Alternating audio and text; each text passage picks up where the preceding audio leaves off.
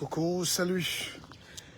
Je continue ma marche. Il faut lutter contre la maladie, contre les mauvaises ondes, contre la surcharge mentale, contre... Voilà, il faut juste se battre pour avoir un corps sain. Alors, on ne va pas faire cette vidéo aujourd'hui pour se plaindre. On n'a pas le temps, les capacités, les moyens. C'est une perte d'énergie terrible. Mais il faut quand même qu'on parle. Non, Ngannou n'a pas perdu. C'est pas possible. En même temps, on ne peut pas être étonné. On ne peut pas être étonné. C'est comme ça que le monde marche. Le monde globalo-capitalistico-machiavélique. J'ai écrit un livre qui s'appelle « Industrialisez-vous et taisez-vous ». Et les Africains ne veulent pas comprendre que le temps a changé. Il faut prendre ses responsabilités. Imaginez que ce combat se soit déroulé à Yaoundé ou à Abidjan et que nos milliardaires aient parié, aient mis de l'argent. Vous savez que dans les années 70, Mobutu, de regretter mémoire, avait quand même fait venir les deux grands champions du monde, Ali Bomaye, Ali et Foreman, pour combattre à Brazzaville, à Kinshasa. Donc, c'est une industrie. Vous voyez, c'est une industrie où il y a beaucoup d'argent en jeu, où il y a beaucoup de paris qui ont été mis, il y a beaucoup d'autres choses qu'on ne maîtrise pas. Il y a une bataille spirituelle, il y a une bataille politique et une bataille économique et financière. Et ça, on est battu. Donc, Ngannou ne pouvait pas, à la face du monde, gagner. Vous qui êtes surpris, je dois vous rappeler que le monde est bâti comme ça. Les injustices, nous qui avons ramené des médailles, souvent au Cameroun, et que vous les minimisez, nous qui amenons de l'expertise au Cameroun et que vous minimisez, sachez que c'est parce qu'on a été 100 fois plus fort là-bas. Donc, le monde est comme ça. Pour que Ngannou gagne ce combat hier, il fallait qu'il mette le gars KO dès le premier round. Même quand il a envoyé le gars au tapis, on trouve un moyen de ne pas faire perdre le gros là. Et c'est honteux. Bon, mais honteux pour ceux qui découvrent comment la marche du monde se fait. D'accord ? L'Afrique, ça fait 2000 ans qu'on est volé, qu'on est battu, on est pillé, on est torpillé. Et pire même, ils nous amènent à réciter leur sourate, leur psaume et tout, pour nous enfermer dans des enclos où on ne peut pas en sortir. C'est comme ça. Tout le monde entier a vu aujourd'hui qu'on peut gagner et ne pas gagner. Vous pouvez gagner et perdre.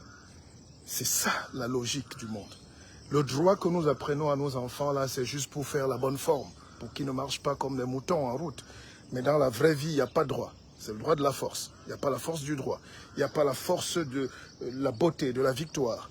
Vous pouvez être fort, on vous tape. Vous pouvez être...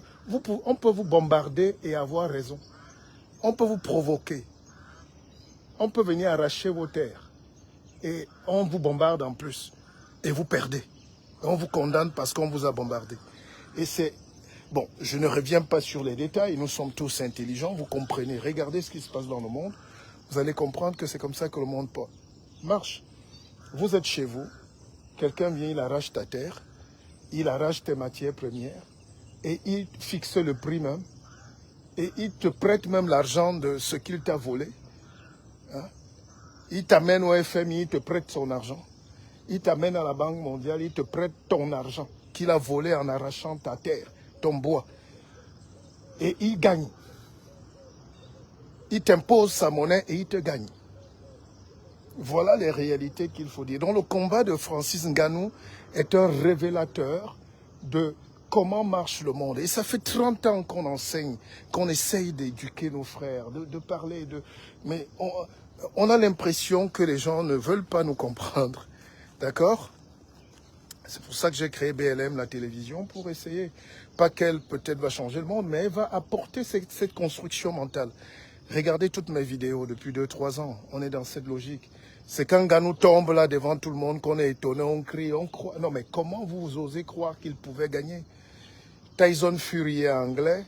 Il a des championnats du monde à faire. Il y a beaucoup de milliards à faire. Il est champion du monde dans le bluff et le mensonge. Un gars vient du Cameroun avec ses muscles, il le dorme correctement devant tout le monde entier. Même le juge qui dit que Ngannou a perdu baisse la tête. Donc c'est ça l'Afrique aujourd'hui. Nous devons faire 100 fois plus que les autres sur cette terre. Mais il faut que ça s'arrête quand même un jour.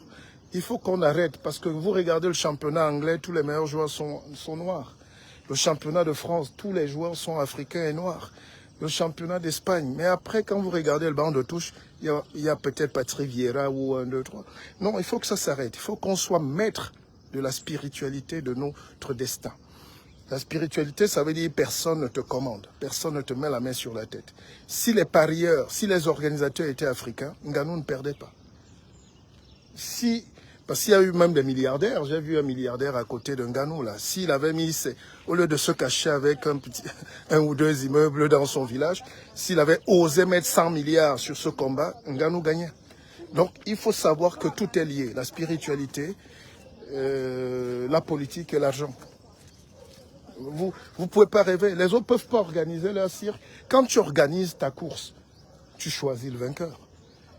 Tu ne peux pas monter dans la pirogue de quelqu'un et vouloir pagayer contre son gré. Et après, vous allez pleurer. Donc, organisons-nous. Nous avons 1,5 milliard d'habitants. Je crois qu'on est plus. On est 4 milliards d'Africains. On a le continent le plus vaste du monde et inoccupé. On a 30 millions de kilomètres carrés. Je l'ai dit. Je pense que les gens ont recopié mon édito que j'ai fait sur BLM TV. Vous savez, moi, je ne m'en plains pas. Donc, c'est pour dire que il faut qu'on arrête les jérémiades. Mettons les moyens quand il faut. Entraînons-nous moralement déjà à aller combattre et à aller vaincre le monde. Si Ngannou est parti d'ici, rien qu'avec sa tête, ses muscles et sa force intérieure, on peut l'accompagner dans son épanouissement. Les prochains championnats du monde, il y a des milliardaires comme Katumbi au Congo, il peut faire venir. Ngannou ne peut pas perdre au Congo. Ngannou ne peut pas perdre en Afrique du Sud. Ngannou ne peut pas perdre à Yaoundé. On peut même organiser ce combat à Batié s'il veut. On construit un gymnase en 1 mois, en 2 semaines. Les Chinois construisent des hôpitaux de 10 000 places en 3 semaines. Donc c'est ça. Moi j'ai vu une image d'un monde injuste. Mais ce monde qu'on affronte tous les jours, quand vous prenez l'avion, vous voyez bien qu'on sépare les passeports Bordeaux et les passeports idiots. Quand vous êtes dans l'avion, vous voyez bien qu'il y a toujours une business class et puis la classe économique. C'est à vous de choisir de ne pas fuir là où il y a du bien, là où il y a les choses grandes. Quittons les cérémonies du village. Quittons les petites choses. Voyons grand et battons-nous parce que personne ne nous aide dans ce monde. Comment vous croyez que les juges, la boxe, on dit boxe anglaise, les juges là sont venus d'Angleterre et des États-Unis. Ngannou est camerounais. Il n'a que les voix de nous autres, le petit peuple. Mais il fait partie de quelle organisation dans ce monde? Il fait partie de quelle organisation? Donc c'est un jeu arrangé. Vous voyez bien que Tyson a même fui le combat. Hein? Il lançait juste ce qu'on appelle un jab. De temps en temps, un petit truc. Mais ça n'a même... Ngannou n'a même pas eu une écorchure. Une écorchure. Mais regardez le visage de ce monstre-là. Il a été blessé, frappé. Il est tombé 1, 2 fois. Alors comment on peut perdre comme ça? Ça donne du dégoût. Même mes enfants m'ont dit, papa, comment on peut perdre? Quand on a gagné, comment on peut perdre? Je leur ai dit, la vie est comme ça. Donc désormais dans la vie, et chers amis, chers frères, j'espère que vous êtes très nombreux, n'ayez pas peur de battre, vraiment de mettre KO votre adversaire quand vous pouvez. N'ayez pas peur de mettre toutes les chances de votre côté. Vous savez, même quand je regarde souvent la Coupe du Monde de football, les Africains s'arrêtent toujours en quart de finale. Vous savez pourquoi? Parce que nous, on prend la Bible et puis on va se cacher, on va prier. La prière n'a rien à voir. Vous connaissez l'histoire du lion et de l'antilope. Hein? L'antilope voit le lion, il dit, Seigneur, protège-moi afin que le monstre-là ne me mange pas. Et qu'est-ce que le lion dit? Seigneur, bénis ce repas. Donc la prière, c'est pour celui qui gagne. Quand tu perds, tu pries pas. C'est pour ça que la spiritualité, tout ce que vous faites de l'église, réveil, tout ça, c'est une perte de temps, c'est un désordre, c'est une bêtise, c'est une misère absolue en Afrique. Ça ne fait qu'appauvrir le continent et enrichir quelques voyous qui achètent des vestes de pacotille. Ça, vous ne voulez pas entendre cette vérité, pourtant elle est là. On doit dépasser cette étape des jérémiades pour, par exemple, un dimanche comme ça, créer des universités, créer même dans des villages des cours de récréation, d'intelligence. pour parler, pour éduquer, pour montrer au monde comment marche le monde. Ça ne sert à rien de lire les psaumes que les autres ont écrits il y a 10 000 ans pour venir dire à votre peuple, c'est ça la vérité. C'est pas ça la vérité. Aujourd'hui, tu es faible, on te tape. Tu es même fort, on te tape. Alors je disais que quand je regarde les matchs de la Coupe du Monde parfois, comme le match d'hier face à cet Anglais-là, le match de football de la Coupe du Monde font toujours rire. Quand les Occidentaux jouent contre un pays africain, ils s'arrangent d'abord à avoir le stade. Il faut que le stade soit pour eux bien tracé. Maintenant que le stade est bien, ils s'arrangent à avoir les spectateurs. Il n'y a pas souvent de spectateurs africains. Ils sont peut-être 2%. Ils ont le public. Quand tu as maintenant le public, tu vois les arbitres. Ils payent les arbitres. C'est pas aujourd'hui qu'on trafique les matchs de boxe, de Coupe du Monde, de football, de karaté, de tout. Le monde fonctionne comme ça. Donc, les gars fabriquent des arbitres pour leur opinion. Maintenant, ils ont la presse. Hein? Ils détruisent le mental. Là. La presse, matin, midi, soir, te dit Ngannou ne peut pas. Ngannou, c'est la figuration. Ngannou, c'est... Si Ngannou n'était pas fort, il montait même pas au ring. Donc, quand tu t'entoures de toutes ces choses-là, tu gagnes. Et l'Africain, lui, vient toujours avec la force de son chapelet. Et il égrène un chapelet de problèmes à Dieu. Alors que Dieu n'a rien dit. Dieu t'a créé un cerveau. Le cerveau, c'est le représentant de Dieu dans ton corps.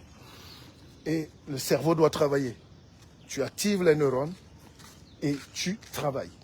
Donc quand je dis industrialisez-vous et taisez-vous, qui est par exemple le titre de mon livre là, c'est pour dire que l'industrie est aussi une intelligence. Ça s'appelle l'ingénierie financière, spirituelle, économique. L'armement, c'est une industrie. Donc si tu ne sais pas te défendre, Ngannou hier s'est défendu comme un beau diable. Mais est-ce qu'il avait l'argent derrière? Est-ce qu'il avait le lobby derrière? Est-ce qu'il avait les Africains qui pèsent à Wall Street ou à la City, à Londres? Donc dans la vie, il y a ce que vous voyez et ce que vous ne voyez pas. L'envers du décor, la partie cachée, la partie invisible de l'iceberg. Rappelez-vous donc que chaque fois que vous avez vu des champions venir ici, les Samuel Eto'o, Yaya Touré, Patrick Vieira, Kylian Mbappé, ils doivent d'abord combattre contre tout un système d'esclavagisation des mentalités qui est là depuis. Pareil pour tous nos génies qui sont dans le monde entier. Là. Vous êtes médecin, vous êtes ingénieur en Allemagne et tout. Un ingénieur noir en Allemagne est un ouvrier spécialisé. Il ne peut pas prendre la place d'un ingénieur blanc allemand. Arrêtez de rêver. Sauf s'il ose rentrer chez lui, à Babouchengale ou à Bankomo ou à Ilokbatindi, travailler, récréer, faire ses business. On est patron chez soi. Et puis on va briller hors du monde. Quand je partais en France pour continuer et pour travailler, je suis allé en travailleur spécialisé. Donc, il faut que les gens arrêtent de croire que... D'ailleurs, j'ai posé j'ai trouvé des gens, vous savez, je suis pas loin d'une église, là, il y en a partout, là. Hein? Il n'y a que ça en Afrique, il n'y a que ça au Cameroun. Dans chaque quartier, il y a au moins 100 églises. Ils embêtent, ils crient, ils chantent, ils pleurent, ils dorment là-dedans. Ils défèquent même là-dedans. Donc, et puis j'ai dit, vous savez, maintenant que le monde est connecté, allez sur Internet. Hein? Vous dites le Dieu d'Israël, le Dieu de la Judée, le Dieu de ceci. Je ne refuse pas. Mais comment un noir peut croire que le Dieu qui est là, qui est une entité invisible et puissante et cosmique, est le Dieu de quelqu'un? Donc tu es déjà battu d'avance si tu dis que le Dieu qui t'a envoyé ici, lui c'est pour les autres. Alors quand je leur montre dans les images, je dis mais pourquoi vous n'allez donc pas vivre? Allez vivre en Palestine. Allez vivre en Judée. J'attendais donc que tous les Africains qui nous embêtent là avec leurs conneries de prières, de pleurs et de jérémiades. Allez donc habiter là-bas où on bombarde tous les enfants, les hôpitaux, tout ça, tous les jours. Allez donc vivre là-bas où il y a les roquettes partout. Et imaginez donc qu'il y a 2000 ans, pendant que se passait l'exode de nos frères juifs ou arabes et tout ça, la vie aussi, pendant qu'ils se faisaient la guerre là-bas, la vie continue aussi ici. Donc la vie ne s'est jamais arrêtée pour une seule partie du monde. Est-ce que vous comprenez ça? C'est révolutionnaire ce que je vous dis. Et je prends l'audace de vous le dire. Les Africains n'ont pas le courage d'écouter un certain type de discours. Vous savez? Donc, imaginez que vous voyez en Palestine, Israël, ce qui se passe là-bas, bande de Gaza et tout. Mais ailleurs aussi, la vie continue. Il y a des tremblements de terre, des naissances, des économies, des enfants qui grandissent. La vie ne s'est pas arrêtée. Alors, les témoignages d'une époque, écrits par certains, bien écrits si vous voulez, ne définissent pas la vie du monde entier. La vie ne s'est jamais arrêtée en Papouasie-Nouvelle-Guinée. La vie ne s'est pas arrêtée en Australie. Hein, les kangourous ont continué de pondre. Les aborigènes ont continué de vivre. Les Japonais ont continué de faire leurs enfants. Les bébés ont continué de naître en Chine. Et c'est ce monde-là, multipolaire, qui nous est donné aujourd'hui de découvrir. Le monde est global. Ne venez plus jamais avec vos idées de croire qu'il y a des gens qui vont diriger le monde et leur histoire n'est pas mon histoire. D'accord? Dès que vous avez compris ça, vous vous êtes déjà libéré. C'est à vous de construire votre histoire. Vous savez, dans les familles pauvres en Afrique, les familles pauvres ont un malheur. Ils sont toujours en train d'envier et de raconter ce qui se passe chez le voisin. Papa, les voisins, ils ont égorgé le poulet aujourd'hui. Papa, les voisins, là, mangent du bon riz aujourd'hui.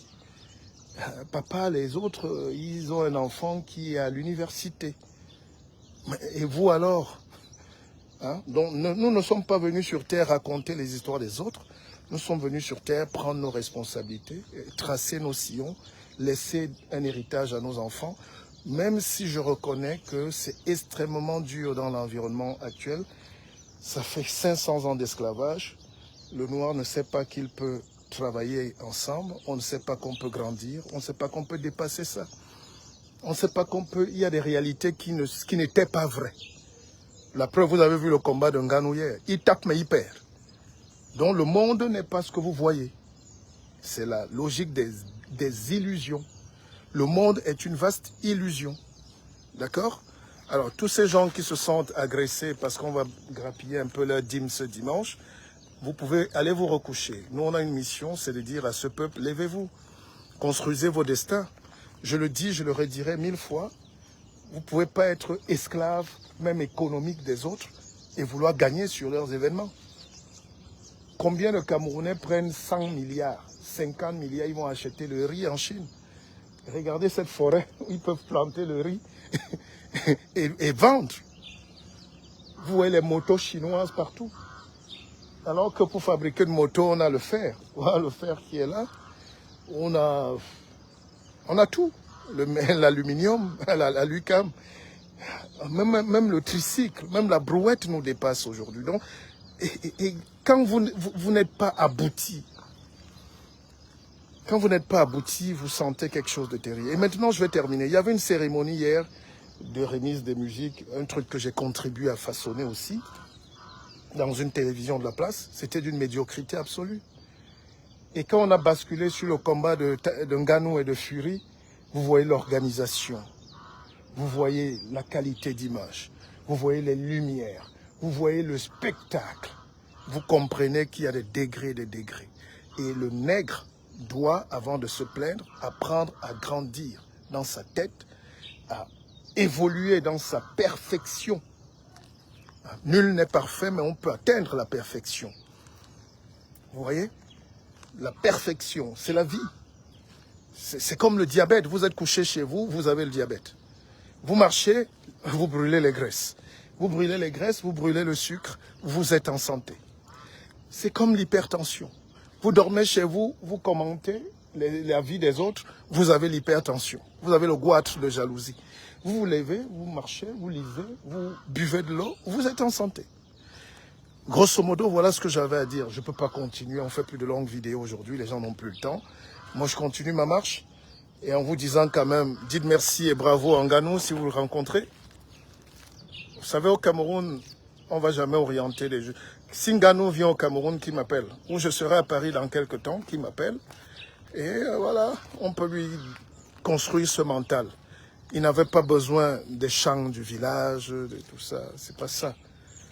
Il faut parler, c'est maintenant qu'il faut parler à Ngannou parce que lui-même doit se sentir doublement victime. Il doit se sentir... c'est injuste. Nous, on a connu ces sentiments. On a connu ces sentiments où les gens vous volent en plein jour. On a connu ces sentiments où les gens vous arrachent ce que vous avez même étant vivant. On a connu ces sentiments où les gens veulent vous détruire même étant physiquement là.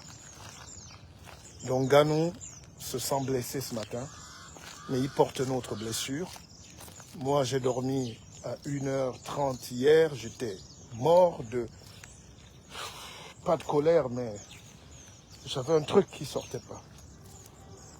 Ils ont bâti un monde du vol. Et ils volent. Ça fait 2000 ans qu'ils volent.